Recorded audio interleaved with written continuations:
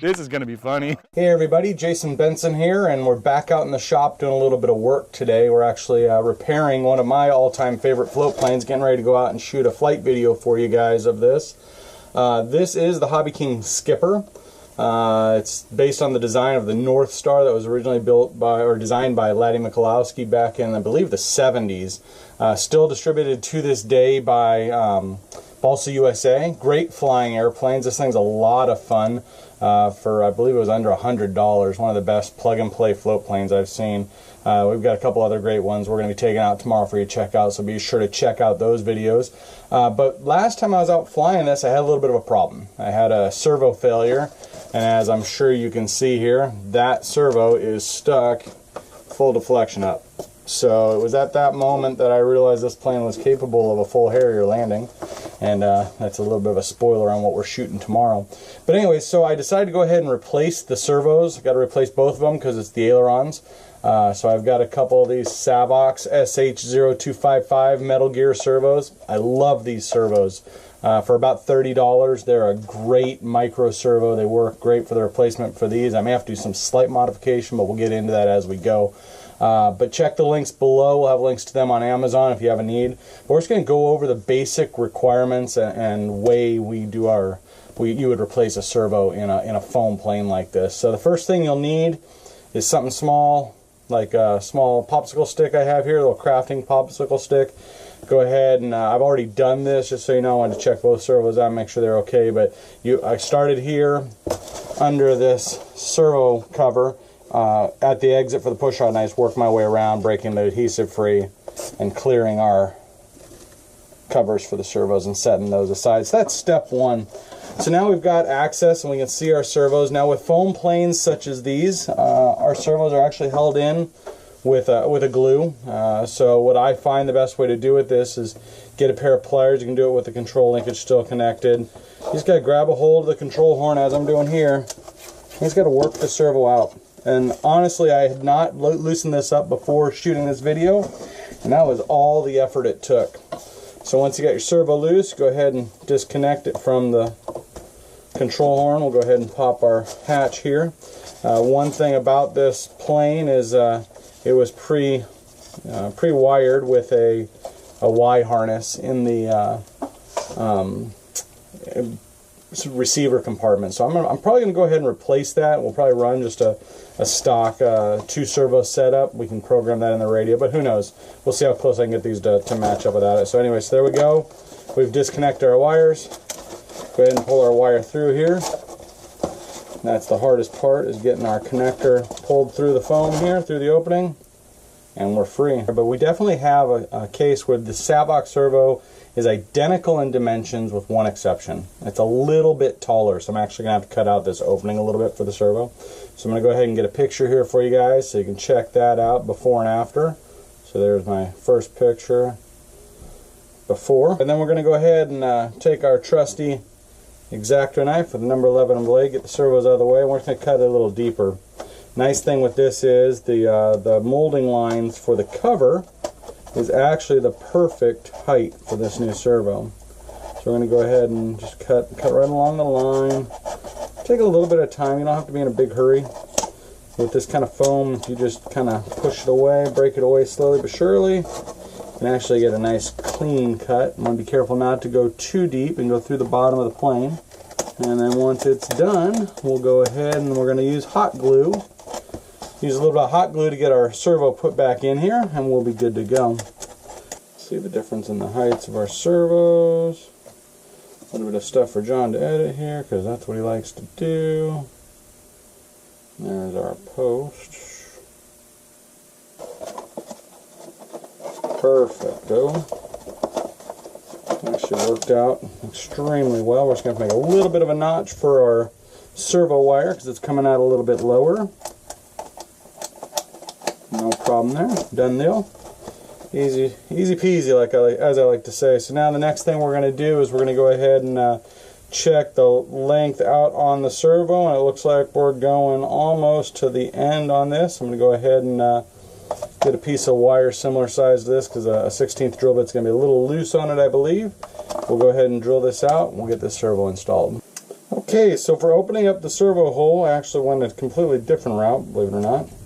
Didn't use drill bit at all. What I did is I just simply took my number 11 blade, stuck it in here with light pressure, spun about 3 circles on each side, three rotations here. As you can see, that opened up the hole perfectly, and the servo push rod went right in as we needed it to. So it's a nice alternative. Sometimes it works well, sometimes you need the drill bit to get a little extra, depending on how thick this is, but that's how we ended up doing that here. Not much glue used here. Let's see what we can see here. Not much glue used on this servo. Just a little bit of hot glue or some sort of resin. It's not even, I don't even think it's hot glue. It's pretty weak. So they didn't use a whole lot. So getting this back in doesn't take much, especially with how they wedge them in here. So they're really easy to get out and swap out. So this is actually my good one. So I'm probably going to keep this for a spare. I'll mark it and put it in my bin of extra servos. That way if my elevator or my rudder happens to go out, I have a replacement. We need to get our servos in, and we need to get our wire run back in the neat little channel they already have here. So first thing I do is go ahead and get the control horn or the push rod hooked up, get the servo set in place. We'll trace the wire in the way it needs to go, because you want it to be nice and flat. Lay it in there. We want yellow up here, so we're going to trace it up here. Go ahead and stick this down in the slot, get it started in. Using our same little mini popsicle stick here to push her through into the fuselage. Now here you just want to be nice and careful.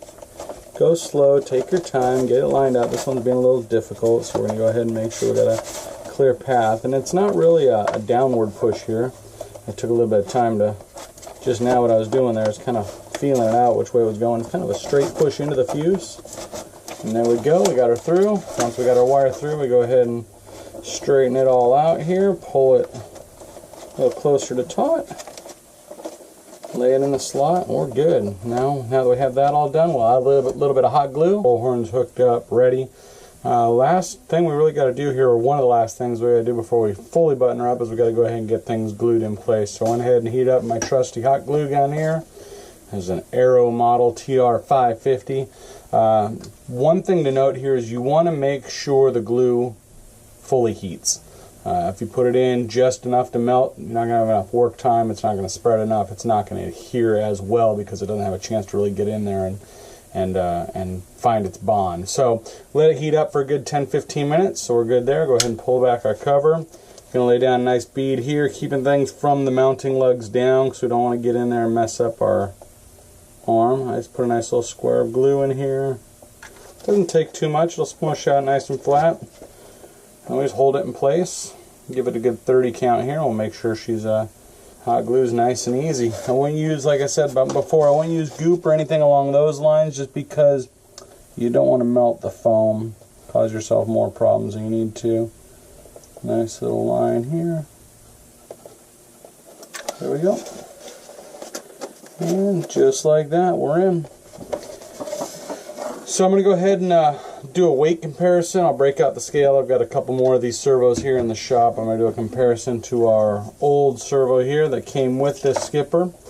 We're also going to go ahead and get these covers, servo covers, mounted. Now that our servos are in and nice and tight, I'll let them cure up and we'll be ready to rock and roll. I went ahead and turned the radio on, made sure my trims were all centered, used my trusty MIP 1.5mm Allen driver to get my ailerons adjusted because these arms are a little off from where the other ones were, a little further ahead, so I had to lengthen them a little. No big deal there. Next up, we're going to go ahead and get these covers glued back in place, and we're going to go ahead for that. We're going to use this Bob Smith Industries EPP and Epo Foam Glue. Really like this glue because it acts as a contact cement if used properly. You put it on one part, push the pieces together, pull it apart, let it cure for anywhere between 30 seconds and 10 minutes. Put it back on and it tacks real nicely. It holds things in place. You don't really have a need to use tape or anything like that. So we're going to go ahead and do that. Go ahead and get these glued up now. Get a nice bead put in all the way around here just to make sure we're ready to rock. And we will get this cure setting up. Careful not to get too much on the wire. A little bit's not going to hurt you, but you want to make sure you can get this out again in the future. If, heaven forbid, you have another servo failure, which is always a possibility. There we go, got that on there. I'm going to put a little dot on the servo itself just because we cut away the foam where this was attaching before. And from the looks of it, it was glued to the servo before as well for extra hold. So there we go. Go ahead and smush her in place here and pull her off. Get all these wonderful strings out of the way. That's awesome. Okay, we'll set this one up, bottom side up here. There we go. I'll get this all pushed in place, smushed around. Alright, we're going to let this sit for a good, probably about 5 minutes we'll let this sit, and then I'll come back on out here and get these placed on, and we're ready to button up, get the receiver put back in. For the receiver, I like to use a rubber glove with the fingers cut off and tied just to kind of secure it. I find this a little easier than a water balloon. A lot of people like to use water balloons, but then you got to stretch the neck open and stuff. This is pretty easy because it's already open. And you just put a zip tie around all the wires to keep it all secure. And I also use in here, you'll see, let's get this pulled out. I'll tidy all this up before we put it away, but I use a piece of a zip tie here that I cut off with a little bit of tape to keep the antennas spread out so that they stay in their orientation, so we get good reception with the glove put in place to keep it waterproof. And then I also have another satellite up front because this is a dual, has a satellite receiver in it. So, alright guys, so the 5 minutes is up.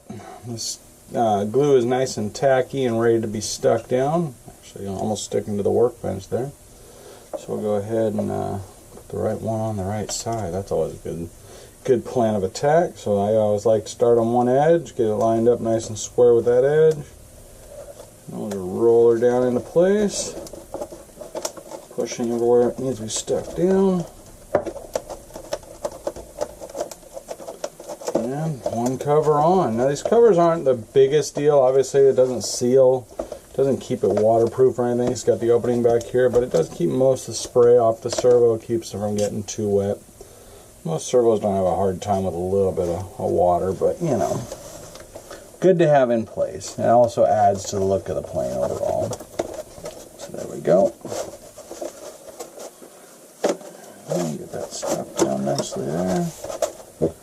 And then what I'll do over the next few minutes is just kind of keep an eye on this, make sure it's staying down where it should, and we should be good to go.